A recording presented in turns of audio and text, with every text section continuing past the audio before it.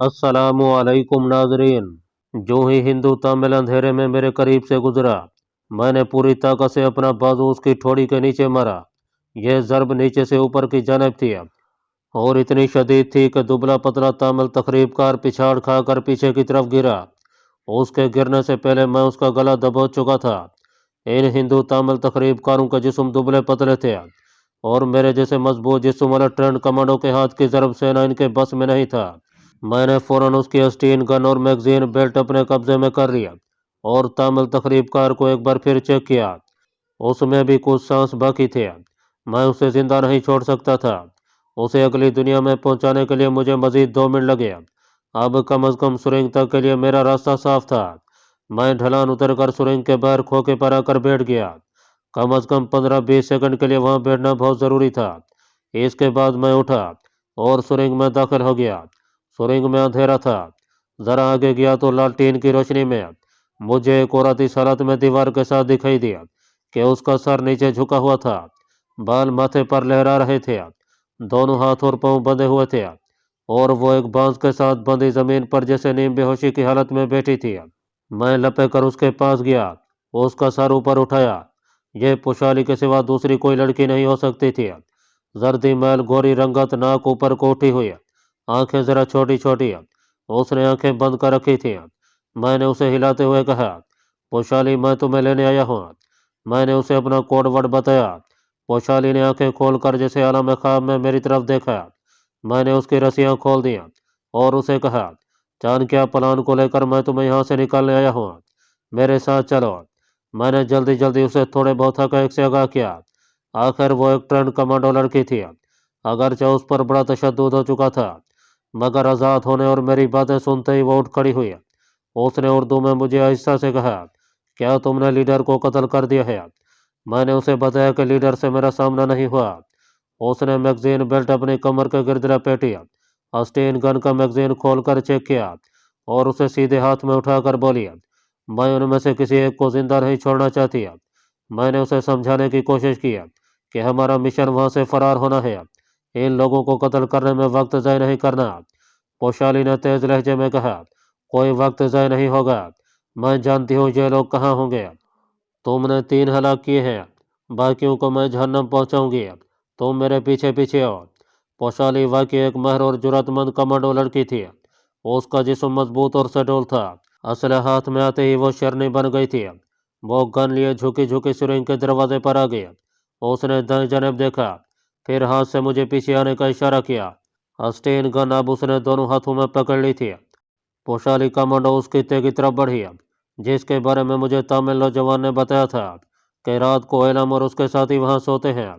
वहां नारियल के एक ऊंचे छप्पर के नीचे घास पर तकरीबन बाकी सारे के सारे तामिल तकरीबकार पड़े गहरी नींद सो रहे थे। बांस के साथ लटकी हुई लालटेन भी इतनी नीची थी कि रोशनी मुश्किल बाहर निकल रही थी। पोशाली कमांडो ने जाते ही स्टेन गन का दस्ता अपने कूल्हे की हड्डी के साथ लगाया और ट्रिगर दबा दिया। उसकी गन की नाली से शोले और शरारे निकलने लगे। फायरिंग के धमाकों से सन्नाटे की सेज पर सोया हुआ जंगल लरज उठा। मैंने भी स्टेन गन से फायरिंग शुरू कर दी। सोए हुए तामिल तकरीबकारों में से सिर्फ एक दुबला पतला नाटे कद का तामिल उठकर एक तरफ को दौड़ा, लेकिन पोशाली कमांडो की एक बाड़ उसकी कमर को काटती हुई दरांती की तरफ फिर गई और वो यूं गिरा जैसे किसी ने खीरे को दरमियान से काट दिया हो। 10 सेकंड के अंदर अंदर छप्पर के नीचे घास पर तामिल तकरीबकारों की लाशें उल्टी सीधी ऊंधी सिमटी पड़ी थी। पोशाली ने गन कंधे से लटकाई और मुझे साथ लेकर वहां से बाहर निकली। मैंने उसे बताया कि रावणपुली के मंदिर के पास है। मैंने एक जगह रिवॉल्वर और थैले में अपने कुछ रुपए दफन किए हुए हैं और रुपयों की हमें ज़रूरत थी। हम चढ़ाई चढ़कर हाथी वाले बुत के करीब से गुजर कर रावणपुली वाले मंदिर की तरफ चलने लगे। मुझे यकीन नहीं आ रहा था कि मैं इस ताज एक मुसलमान कमांडो लड़की को दरिंदा सिफत तामिल तकरीबकारों की कैद से निकाल कर ले आया हूँ। पोशाली वाकई एक दिलेर कमांडो लड़की थी। उसके रवैये में मुझे संगदिली का एक पहलू भी दिखाई दिया था। शायद यह संगदिली उस तशद्दुद और बर्बरियत का नतीजा था जो कभी रूसियों ने और बाद में इन तामिल दरिंदों ने उस पर हवा रखी थी। हम दरख्तों के नीचे से होकर रात के अंधेरे में खंडर की तरफ चले जा रहे थे। पोशाली कमांडो ने मेरे सर की तरफ देखकर कहा, यह अपने सर पर तुमने जो तामिल घरेलू वाला रुमाल बांध रखा है, इसे फेंक दो।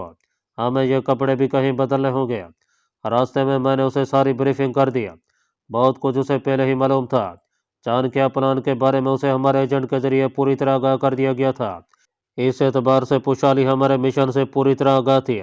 रावणपुली के मंदिर के पास पहुंचकर मैंने मट्टी हटाकर रिवॉल्वर और रुपयों वाली थैली निकाली।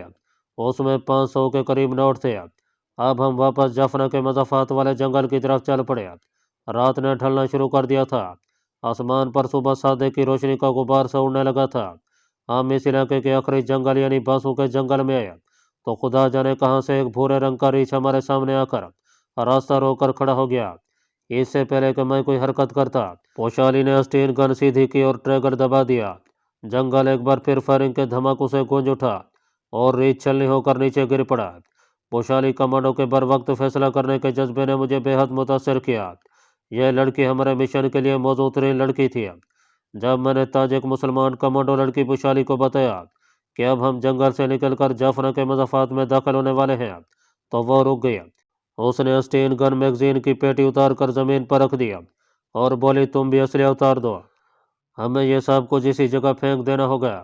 ये असला उन तामिल तखरीबकारों ने श्रीलंका के फौजी गृजनों से चुराया हुआ है। मैंने भी स्टीन गन और मैगजीन की पेटी ज़मीन पर रख दिया। हमने सारा असला एक जगह गड्ढे में फेंक दिया। वो कहने लगी, हमें शहर पहुंचकर अपना लिबास भी बदलना होगा।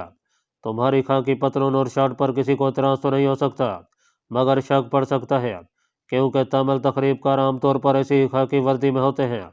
यह यहाँ की पुलिस को भी मालूम है। पोशाली का नुक्ता बड़ा गौरतलब था। जाफना के मज़ाफ़ात में पहुँचते पहुँचते दिन निकल आया। चारों तरफ दिन की सफ़ेद चमकीली रोशनी फैल गई। ऐसे रोशनी में मैंने समरकंदी मुसलमान दिलेर कमांडो लड़की पोशाली के चेहरे का जायजा लिया। उसके चेहरे पर एक बेबकाना पुख्तगी थी और आंखों में अज़म की चिंगारियां निकलती महसूस होती थी। उसने मुझे अपनी गर्दन और बाजू के जख्म दिखाया जो हिंदू तामिल तखरीबकारों ने उसे लगाए थे। वो कहने लगी, ये लोग अगरचे लंका के रहने वाले तामिल हैं, मगर इनकी हमदर्दियाँ भारत के तामिलों के साथ हैं और ये यहाँ के मुसलमानों के जानी दुश्मन हैं। मेरे सामने उन्होंने ट्रांको माली के कई तामिल मुसलमानों का खून बहाया था। जाफना शहर की सड़क पर आकर हमने खाली टैक्सी पकड़ी और दरमियाने दर्जे के एक होटल में आ गया। हमने वहाँ अपने आप को मियाँ बीवी ज़हर किया और कमरे में आकर बारी बारी गुस्ल किया, पेट भर कर नाश्ता किया। हम सारी रात के जागे हुए थे, मगर दोनों कमांडो थे और कमांडो कई कई रात जाकर भी चाको चौबंद रहना जानता है। 10 बजे हमने जाफना की एक मार्केट में आकर अपने लिए एक नया जोड़ा कपड़ों का और बूट खरीदे।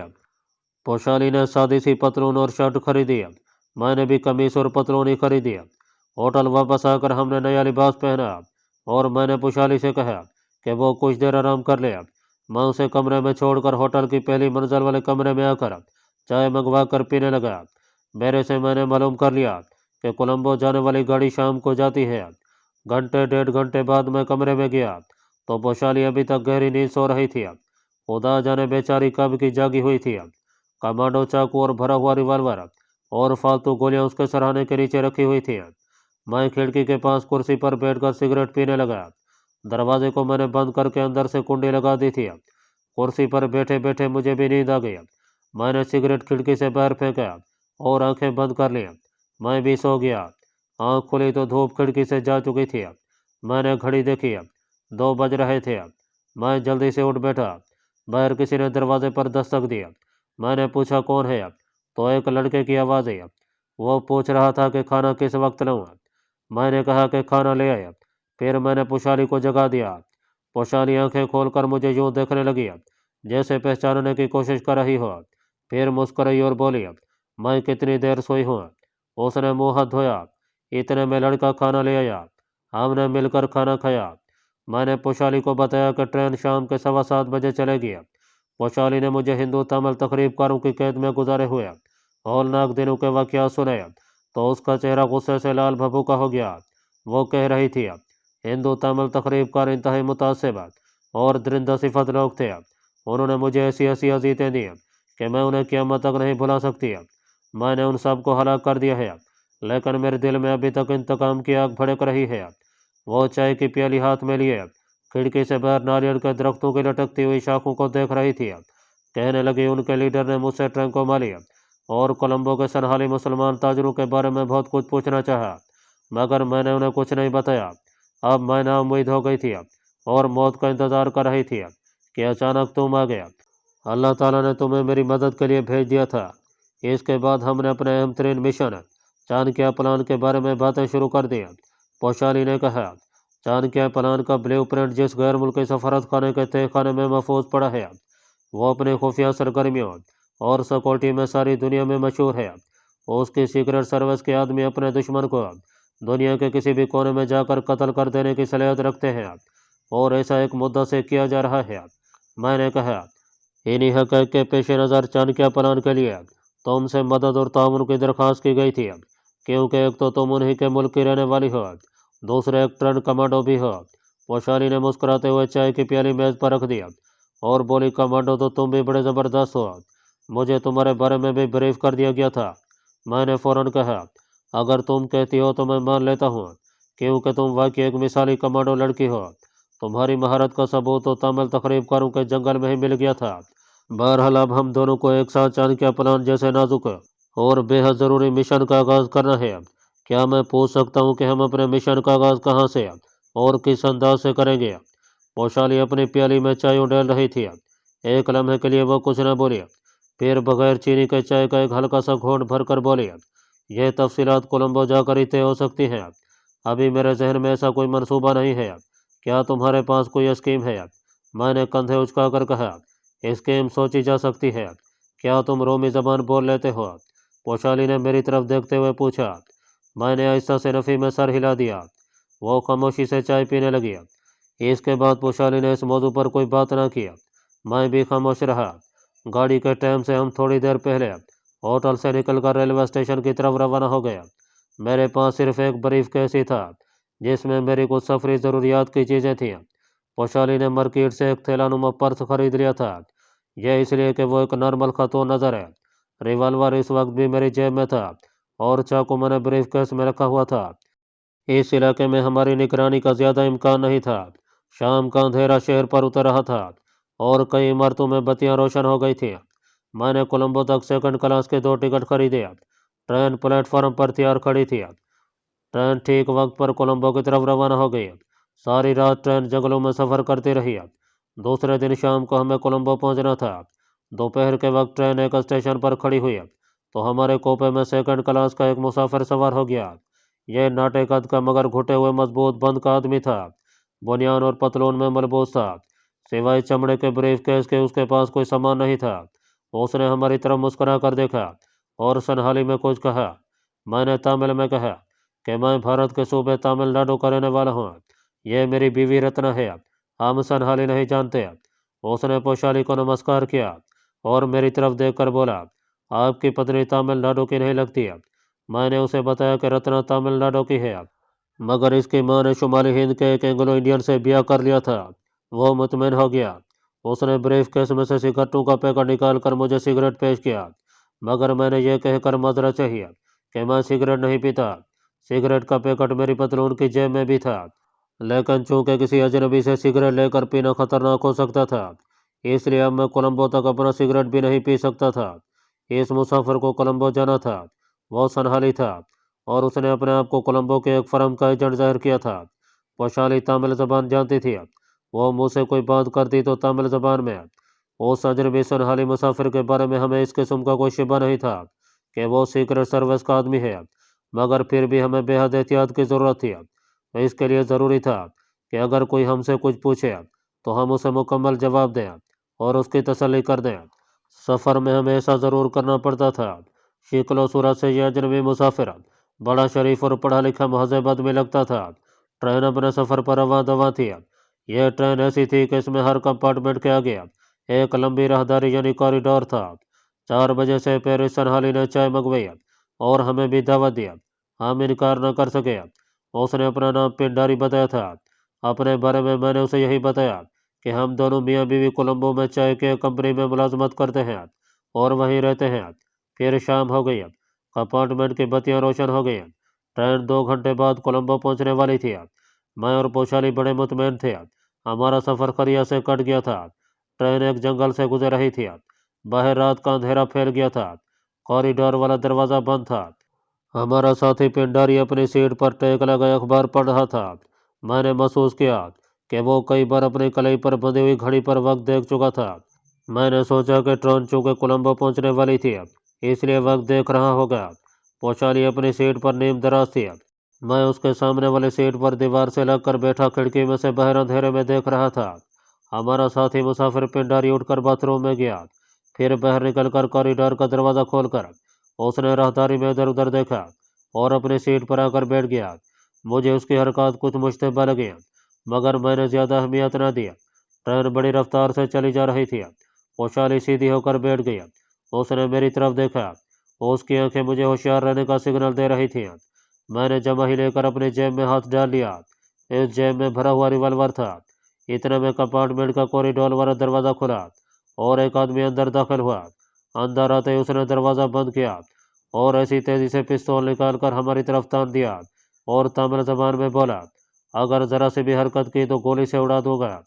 मैंने अपने साथी मुसाफिर की तरफ देखा तो इस दौरान में उसने भी अपने ब्रीफ केस में से पिस्तौल निकालकर हमारी तरफ तान दिया था और तमिल ज़बान में कहने लगा, जिस तरह हम कहें वैसे ही करना। उसने अपने ब्रीफ केस में से नैलून के 2 रुमाल निकालकर अपने नौवारे साथी की तरफ उछाले। वो रुमाल लेकर हमारी तरफ बढ़ा। दोनों पिस्तौलों का रुख हमारी तरफ था। मैंने कहा कि वो हमसे क्या चाहते हैं। हम पूरा मनशेरी हैं। हमारे पास जो थोड़े बहुत पैसे हैं वो ले लें। खुदा जाने इन लोगों का मकसद हमें लूटना था या कुछ और मकसद लेकर आए थे। ये हमें मालूम नहीं हो सका, क्योंकि उसके फ़ौरन बाद वो हमारे कमांडो एक्शन की जद में थे। पोशाली पहले से होशियार हो चुकी थी। रिवॉल्वर मेरी जेब वाले हाथ में था। जो ही दूसरा आदमी रुमाल लेकर शायद हमारे मुंह में ठोसने या पोशाली के हाथ बांधने के लिए आगे बढ़ा, मैंने तेजी से जेब में से रिवॉल्वर निकालकर पहले वाले मुसाफिर पिंडारी की छाती में फायर कर दिया। रिवॉल्वर पर साइलेंसर पहले ही से लगा हुआ था। वो वहीं ढेर हो गया। इतनी देर में पोशाली ने उछलकर एक ऐसी लात दूसरे आदमी की ठोड़ी पर मारी कि वो पीछे की तरफ गिरा। मैंने उस पर भी फायर कर दिया। गोली उसकी गर्दन में लगी और वो वहीं पड़ा रहा। पोशाली ने दूसरे मुसाफिर को खिड़की की तरफ घसीटते हुए कहा, इन्हें जिंदा न छोड़ना। मेरी पहली गोली पिंडारी के सीने में दिल पर लगी थी, जिसने उसका काम तमाम कर दिया था। दूसरी गोली दूसरे मुसाफिर की गर्दन पर लगी थी। उसमें भी थोड़ी सांस बाकी थी। पोशाली ने रिवॉल्वर मेरे हाथ से लेकर और दूसरे डाकू या सीक्रेट सर्विस के आदमी के दिल के ऊपर रखकर फायर कर दिया। वो भी अगली दुनिया में पहुंच गया। हमने एक के बाद दीगरे दोनों को खिड़की से बाहर फेंक दिया। ट्रेन उस वक्त पूरी रफ्तार के साथ अंधेरे जंगल में से गुजर रही थी। फर्श पर जो थोड़ा बहुत खून गिरा था उसे हमने नैलून के रुमालों से साफ करके रुमाल भी खिड़की से बाहर फेंक दिया। अब हमने पहले वाले मुसाफिर पिंडारी की बरीफ केस की तलाशी ली। उसमें हमें सिवाय ज़रूरी इस्तेमाल की चीज़ों के और कुछ न मिला। हमने ब्रीफ केस और उन दोनों के पिस्तौल भी खिड़की से बाहर उछाल दिया। इसके बाद हम अपने अपने नशिस्तों पर इस तरह सुकून के साथ बैठ गए जैसे कुछ हुआ ही ना हो। ट्रेन अब भी पूरी रफ्तार के साथ कोलंबो की तरफ उड़ी जा रही थी। पोशाली ने कहा, तुम्हारे ख्याल में ये कौन लोग थे? मैं इन्हें सिर्फ डाकू समझने के लिए तैयार नहीं हुआ। मैंने कहा, अगर ये सीक्रेट सर्विस के आदमी थे तो इन्हें हमें बांधने की क्या ज़रूरत थी? पोशाली ने इस ख्याल का इजहार किया कि हो सकता है कि वो हमें अगवा करके ले जाना चाहते हों। यह भी मुमकिन है कि इन तामिल तकरीबकारों के गिरोह से इनका कोई ताल्लुक हो। बहरहाल हमने उन्हें जहन्नम भेज दिया है। अगर वाकई ये सीक्रेट सर्विस के आदमी थे तो हमें आगे बेहद एहतियात की ज़रूरत थी, क्योंकि इसका मतलब यह है कि सीक्रेट सर्विस तुम्हारी सरगर्मियों से बाखबर है। मैंने उठकर कॉरिडोर में दाएं बाएं देखा। कॉरिडोर खाली था। मैंने दरवाज़ा बंद कर दिया और पोशाली से कहा, यहाँ मेरी निगरानी का ज़्यादा इम्कान नहीं है, क्योंकि लंका की हुकूमत मेरे ख्याल के मुताबिक मुझसे बाखबर नहीं है। ज़्यादा इम्कान इस बात का है कि ये हिंदू तमिल तकरीबकारों की तंजीम के आदमी हों। उन्होंने तुम्हें पहचान लिया हो और अब ये तुम्हारे साथ मुझे भी अगवा करके ले जाना चाहते हो। ट्रेन की रफ्तार धीमी हो गई थी। कोलंबो शहर करीब आ रहा था। यह उसके मज़ाफ़ात का कोई स्टेशन था। ट्रेन थोड़ी देर बाद रुक गई। हमें खदशा था कि कहीं हमारे कंपार्टमेंट में कोई मुसाफिर न आ जाए। अगरचे वहाँ फर्श पर खून बज़ाहिर नज़र नहीं आता था, मगर गौर से देखने पर वहाँ खून के 3 धब्बे दिखाई दे सकते थे। चूँकि कोलंबो करीबी था, इसलिए मज़ाफ़ात के कोई सेकंड क्लास के मुसाफिर हमारे डब्बे में न आया। ट्रेन 1 मिनट रुक कर फिर आगे रवाना हो गई। पोशाली बड़े इत्मीनान से खिड़की के करीब बैठी पिंडारी का खरीदा हुआ अखबार पढ़ रही थी। जिस तेज़ी और सफ़ाकाना अंदाज में पोशाली ने मुंह से सलेंसर वाला रिवॉल्वर लेकर दूसरे डाकू मुसाफिर के दिल में फैर किया था। उसने मुझे काफ़ी मुतासर किया था। यह औरत बड़ी सफाक और बेदर्द थी, या फिर इंतहाई मुकम्मल और जुर्रतमंद कमांडो थी। वक्त और मसलियत का तकाजा भी यही था कि उसे मौत के लिए सुला दिया जाए। यह काम मुझे करना चाहिए था, मगर पोशाली कमांडो मुझ पर सबकत ले गई थी। ट्रेन कोलंबो से एक स्टेशन पहले रुकी तो पोशाली उठ खड़ी हुई। हमें इसी स्टेशन पर उतर जाना चाहिए। हो सकता है इन दोनों के साथी टर्मिनल में मौजूद हों। पोशाली का ख्याल काबिल कबूल था। बहुत मुमकिन था कि इन लोगों का कोई आदमी कोलंबो के फोर्ट स्टेशन पर मौजूद हो। हम इसी स्टेशन पर उतर गए। यह स्टेशन कोलंबो शहर का हिस्सा ही था। हम इसे एक लोकल स्टेशन कह सकते थे। दूसरे मुसाफिरों के साथ हम तेज तेज चलते भीड़ में गुम हो गए और हजूम के साथ ही स्टेशन से बाहर निकले। बाहर आते ही हमने टैक्सी लिया और मैंने ड्राइवर को उस खास मकाम की तरफ चलने को कहा जहाँ से मुझे अपने एजेंट के जंगल वाले क्वार्टर में पोशाली को साथ ले जाना था।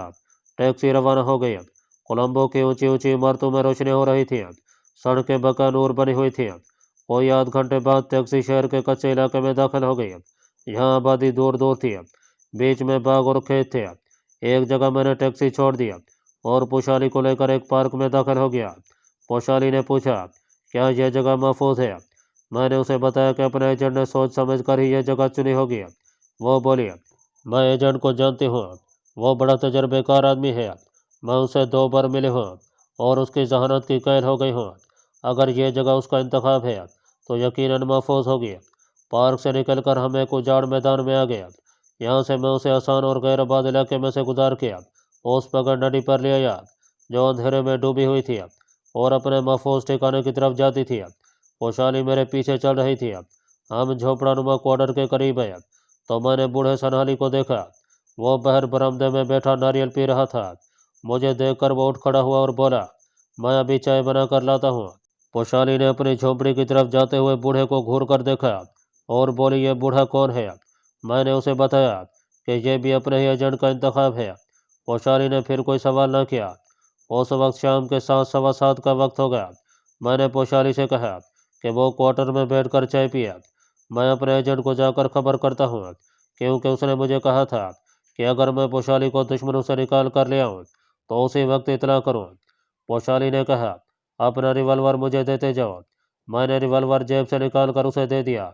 ब्रीफकेस बांस की टेबल पर रखा और अपने एजेंट की तरफ चल पड़ा। पोशाली के बारे में मुझे कोई फिक्र नहीं थी। एक तो वो महफूज जगह पर थी, दूसरे वो अपनी हिफाजत कर सकती थी। मैंने बड़ी सड़क पर आते ही टैक्सी पकड़ी और टेम्पल रोड पर अपने एजेंट की किताबों की दुकान की तरफ चलने लगा। उसकी दुकान खुली थी, मगर ग्राहक कोई नहीं था। वो काउंटर पर पड़ी हुई किताबों को शेल्फ में रख रहा था। मैं दुकान में दाखिल हुआ तो उसने एक निगाह गलत अंदाज से मेरी तरफ देखा और बोला, क्या पोशाली को ले आए हो? मैंने शेल्फ में से एक किताब निकाल कर उसकी वर्कगर्दानी करते हुए आहिस्ता से कहा, हाँ ले आया हूँ। एजेंट ने काउंटर की तरफ घूमते हुए कहा, जो किताब तुम्हारे हाथ में है उसे अपने साथ लेकर स्पॉट पर पहुंच जाओ। मैं 10 बजे रात को आऊँगा। मैंने किताब बगल में दबाई और खामोशी से दुकान से बाहर निकलकर जिधर से आया था उधर चल पड़ा। सड़क पर ट्रैफिक चल रहा था। बिल्डिंगों के फ्लैट रोशन थे। बोरीला जंक्शन से मैंने टैक्सी पकड़ी और उसे गाल रोड पर जाकर छोड़ दिया। यहाँ से मैंने दूसरी टैक्सी ली और अपनी मंजिल की तरफ रवाना हो गया। रास्ते में एक रेस्तोरां से मैंने चावल और मछली का पार्सल बंधवा कर साथ लिया। खुफिया ठिकाने पर आया तो पोशाली मच्छरदानी के अंदर पलंग पर नीम दराज थी।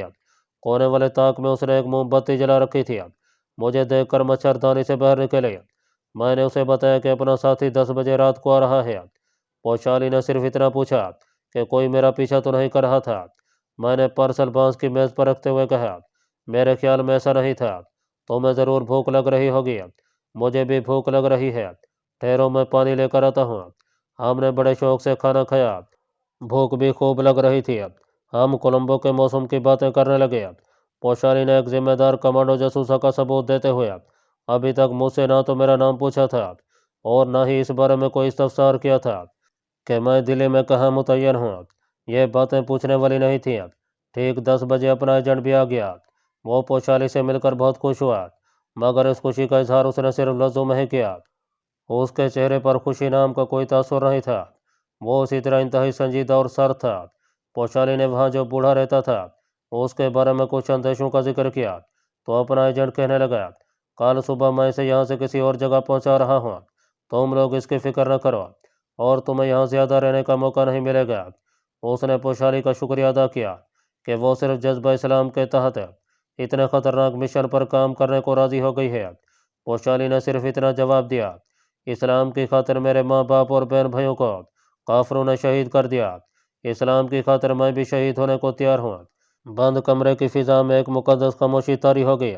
एजेंट ने जेब से एक तय किया हुआ कागज़ निकाल कर मेज़ पर बिछा दिया और मोमबत्ती लाकर वहाँ रख दिया और बोला, ये उस गैर मुल्की सफारत खाने की इमारत का नक्शा है जिसके तय खाने की सेफ में चाणक्य प्लान का ब्लू प्रिंट रखा गया है। मैं और पोशाली नक्शे को गौर से देखने लगे। उसमें सफारत खाने की 2 मंजिला इमारत के सभी कमरों और तय खाने को दिखाया गया था। वो राहदारियाँ और रास्ते भी दर्ज थे जो मुख्तलिफ कमरों और तय खाने को जाते थे।